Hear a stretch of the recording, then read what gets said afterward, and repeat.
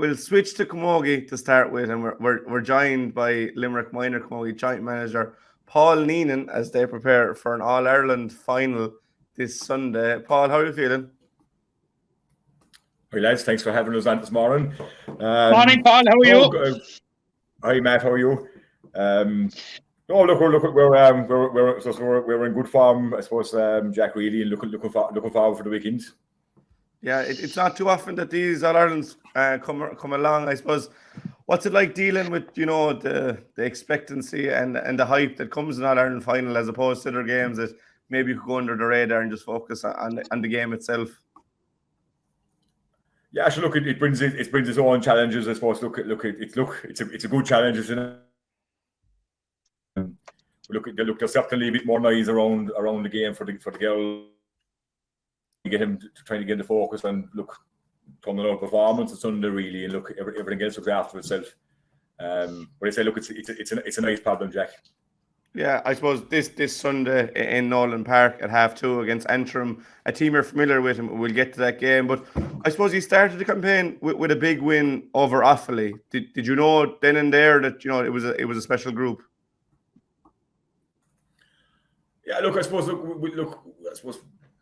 we knew. I'm involved in the group for a good few years, Jack. I suppose probably the older girls in the 18s, probably with him since they're under 13. So I know. And Brian Madden, one of our selectors, is with the kind of 17 group for the last few years. So we knew the bunch of girls we had, which are always kind of a bit anxious in that first game, and you get under your belt and get out and perform. And look, we really hit the ground running the first day against Offaly.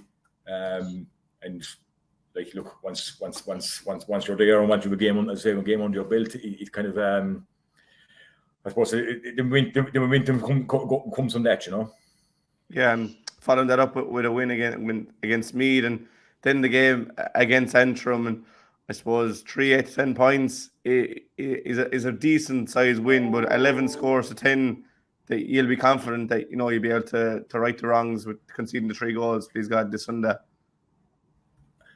Yeah, look, it's Antrim, we played them in a round robin. On the day they were deservedly winners. There was no two ways about that. He was a much closer game than the scoreline, and the overall scoreline suggested we did concede 3, definitely 2 soft goals, and the last goal came late in the game. But look, it was our 4th game. It was actually our 4th game on the trot, and our 3rd day travelling. We were probably a bit leggy on the day, and we even seen the hurlers in their round robins the last couple of years. That 3rd or 4th game really does test your panel and your players, because of just getting week on week. Especially when you're traveling, we were in Scotland the week before that. I say we'd been in Navan the week before that, and probably looking back on the round robin part of it, we probably had the rough end of the draw in that our home games were stopped in the finish. We were on the road for 3 or 4 games. So look, we'd be hopeful that we can try and turn that around. And obviously, if we were to get a result on Sunday, we do need to turn it around a bit from the last day. Yeah, and obviously you had back-to-back games against Clare to finish the round robin, a draw, and then got one over on them. I suppose it's been a bad week for Limerick hurling against Clare, but she certainly got the upper hand in the semi-final and really dug it out, and I suppose shows the character in the side, a 1-8 to 1-6 win. Yeah, it does. Yeah, look. Obviously, we paid them within 7 or 8 days of each other. It was effectively a replay in the semi-final. Look, the first day was probably a dead rubber, really, and the both teams were going through and going to meet each other in the semi-final either way. And it was kind of, look, we played that kind of a game. It was a very open game in Kilmallock. It was a good game of hurling. It was a game of 2 halves, a lot of scores on both sides. But look, knockout the following week, Clonmel was a different kettle of fish, and it was really a real tense match. Look, we probably had a 3 or 4 point cushion for most of the game. They got a goal late on to make it really nail biting for the last 3 or 4 minutes. But look, we were delighted to get over the line against them. Yeah, and obviously Antrim had a nice win over Wexford, 4-12 to 1-8. Again, showing what kind of side you're going to be facing this Sunday. Yeah, look, Antrim. In fairness, I think it was just looking at the report in that game. It was. I think there was only a point in it at half time. But Antrim hadn't been getting goals the last 2 games, and it'll be something we'll have to deal with on Sunday. That if we can limit their goal scoring chances and scores, it'll give us a chance, Yeah, I think Matt was saying he was impressed with the defence in the semi-final. Matt, I'll throw it over to you. Yeah, but Paul, I was just going to put it to you that those two back-to-back games with Clare, I saw both of them, and I saw two different.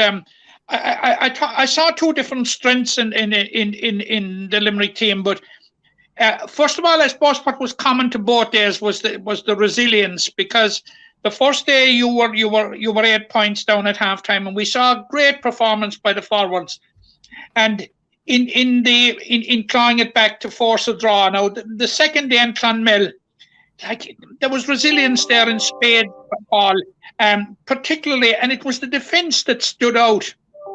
Now Lucy O'Brien got player of the match, and any one of the 6 Limerick defenders could have got it. I believe you're in a good place going into the final against Antrim, Paul. Actually, look, we are, Matt, as you say. Look, I think over the course of the round robin matches in the semi-final, maybe we probably conceded the least amount of any of the teams. I think we look back at the table, so our backs have been pretty solid. That comes from up the field as well. Look, and you have to defend, as most teams will tell you have to defend high up the pitch, and your forwards have to do as much tackling as the backs do in reality. But look with Lucy. Lucy's obviously our captain, and all Ryan side fullback is our vice captain. Look, they're two really strong defenders, and we've good girls around them as well, and very mobile. And look, as I say, like the second day, look, really the semi-final win has to be credited to our backs, as you say. Look, really kept pressure on shots and really forced Clare to shoot under pressure. And look, they'll need to perform again, Matt, the same on Sunday if we have to get over the line. Yeah, the previous game with Antrim, I know you were saying Antrim deserved to win it, and I have no doubt that is the case. But 3-8 to 10 points, it was just again their Antrim's ability to get goals, which was played at Abbottstown, which you could say was a home venue for Antrim. We're on neutral ground. Yeah, that's correct. Well, that's correct, Matty. Look, they actually played all their own robin games in Abbottstown. Bar maybe, I think they might have played their league game above in Antrim. So the deal kind of at Minor Camogie with Antrim is that everyone plays them in Abbottstown, because look, obviously traveling both ways, and it's a long trip down from Antrim to go to Wexford or Limerick or Cork, any of those kind of teams. So they have the advantage of playing there. But look, Abbottstown is a perfect surface, perfect pitch. You couldn't actually play in a nicer place. So you can't complain about the venue, Matt, really.